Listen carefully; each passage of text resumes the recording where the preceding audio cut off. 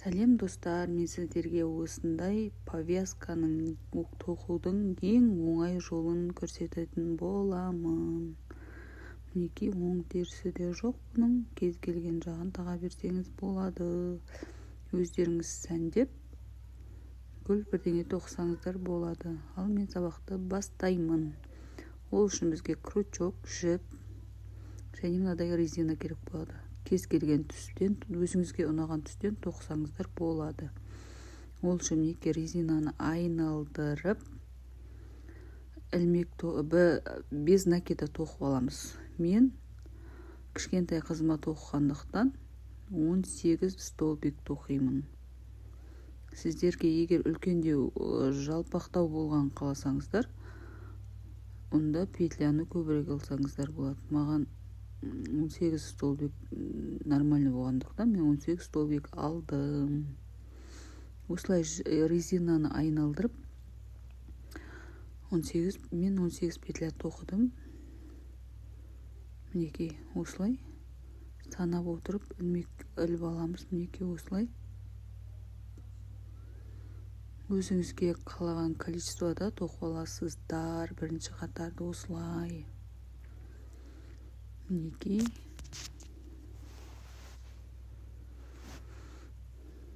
Осылай. Менде осындай резина болды, қатты резина, соған тоқығым келді. Сізде шашқа тағатын кез келген резинадан жасасаңыздар болады. Сосын менде жіңішке жіп, жаз болғандықтан осындай хлопок жіптен тоқыдым. Сіздер де солай хлопок жіптен тоқысаңыздар болады, өйткені олар ыстық болмайды жаздың күні. Міне осылай мен тоқып алдым, мінекей 18 столбикті. Егер сіз солақай болып, қандай қол өнерін үйренеріңізді білмесеңіздер, менің каналыма тіркеліп алсаңыздар болады. Мен солақай болғандықтан осылай қол өнердің түрлерін крючокпен тоқудың көрсететін боламын. Екінші қатарды тоқу үшін 4 петля іліп аламыз. 4 петля тоқимыз да, іліп аламыз да, енді бір столбикті тастап, келесі столбиктен столбик с накидом тоқимыз. Мінекей іліп аламыз. Үшеу болады, үшеуден екеу шығарамыз, екеуден біреу шығарамыз. Ары қарай 2 петля іліп аламыз. Тағы да бір столбикті тастап, екінші столбиктен тағы да столбик с накидом тоқимыз. Осылай. Тағы да 2 петля. 2 петля жіпті іліп алып, бір столбик тастап, келесі столбиктен с накидом тоқимыз. Қатардың соңына дейін осылай тоқып шығамыз. Арасында бір столбиктен тастап шығамыз. Сіздер өздеріңіз осылай жасайсыздар. Бірақ жалпақтау қыламыз десеңіз, петлясын көбірек қыласыз. Өзіңіздің қалауларыңызбен тоқып алсаңыздар болады. Мінекей осылай тоқып шығамыз. Мінекей. Міне осылай 2 петля іліп аламыз. 2 петля іліп алып, мінекей бір столбик тастап, екінші столбиктен столбик с накидом тоқимыз. Міне соңына келдік. Мінекей.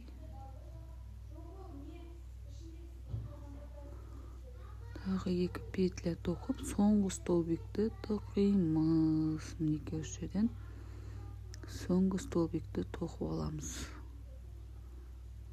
Осылай бірінші қатар, екінші қатарымызды аяқтаймыз. Мінекей.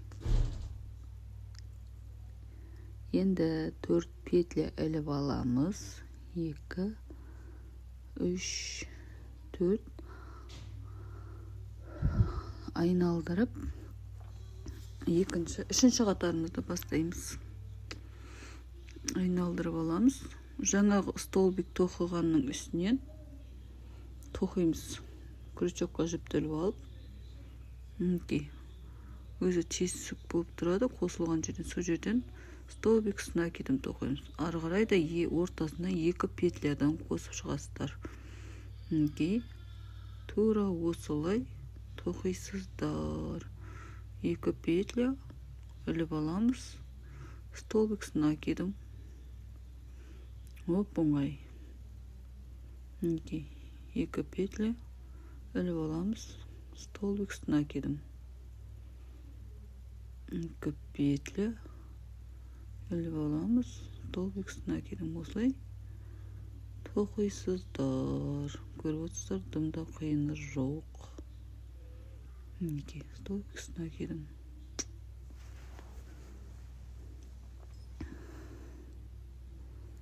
Столбик с накидом. Міне соңына келдік. Соңына жақындап қалдық. Мінекей соңында қалай жасаймыз? Мына жерде біз 4 столбик қостық қой, соның жоғарғыдан 2-еуін тастап кетіп, 3-ші столбикке қосамыз. Мінекей. Мінекей 3-ші қатарды бітірдік. Енді тағы да 4 петля аламыз. Айналдырамыз. 4-ші қатарды тоқимыз енді. 4-ші қатарда тура солай қайталайсыздар. Мінекей 4-ші қатарда тоқимыз. Көрдіңіздер ғой, дымда қиындығы жоқ. Осылай іліп алып, арасына 2 петля қосып отырып тоқсаңыздар болады.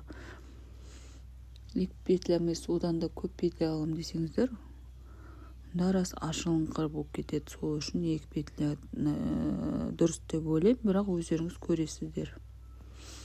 Шатаспау үшін санап отырып тоқыңыздар, сонда әдемі болып шығады. Мінекей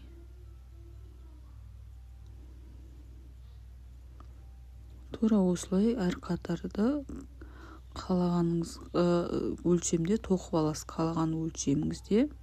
Мінекей. Міне осылай.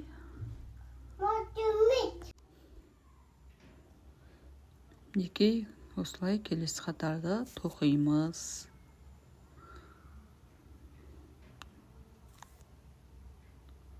Мына қатарды аяқтап, мінекей соңғы 2-ші петлядан іліп алып, соңғы столбикті тоқимыз. Мінекей осылай соңғы столбикті тоқып аламыз да.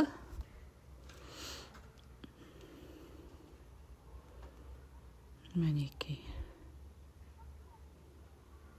Мінекей осылай шығады. 4 петля іліп алып,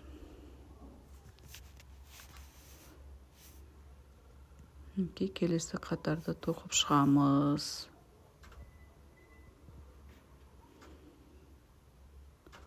Шығып кетті. Мінекей осылай тоқып шығасыздар.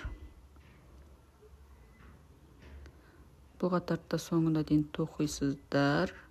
Өзіңіздің бас өлшеміне қарай тоқып аламыз. Мінекей мен өзімнің қызымның басына өлшеп осылай тоқып алдым. Енді соңғы қатарды тоқимын. Мына жерден 4 петля көтеремін. Соңғы қатар мынауым тоқып атқан. 2 петля. Жоқ, соңғы қатарда айтпақшы 1 петлядан, ортасында 1 петлядан іліп аламыз. Мінекей 1 петля столбикке. Столбик тоқимыз. 2 петля іліп алмаймыз, ортадан 1 петля іліп аламыз. Мінекей. Өйткені біз қазір аяқтаған кезде соңғы қатарымыз қайтадан 18 столбик шығу керек. Сол үшін ортадан 1 петлядан қосып аламыз. Көріп отырсыздар ғой. 1 петлядан қосамыз. Столбикқа столбиктің үстінен тоқимыз. Мінекей 1 петля. мінекей. Тағы да бір петля іліп аламыз. Соңғы столбик мына жерден қосамыз. Мінекей. Осылай соңғы петляны тоқимыз. Енді резинаға жаңағыдай басында бастағанымыздай без накида столбикпен біріктіріп шығамыз. Тура жаңа басында қалай бастадық, солай аяқтаймыз. Мінекей жіпті іліп аламыз. Жіпті іліп аламыз. Без накида тоқимыз. Мына жерде, мына соңғы қатардың әр петлясына бір столбиктен бір столбиктан тоқып шығамыз. Мына жерден тоқыдым, енді мына столбик тоққан жерден бір петля іліп алып, мінекей астынан жіпті өткізіп алып тоқимыз. Аркадан бір столбик түседі, мінекей. Столбиктің үстінен бір столбик түседі, мінекей. Көріп отырсыздар ғой. Аркадан бір столбик. Столбиктің үстінен тағы да бір столбик тоқимыз. Осылай соңына дейін тоқып шығамыз.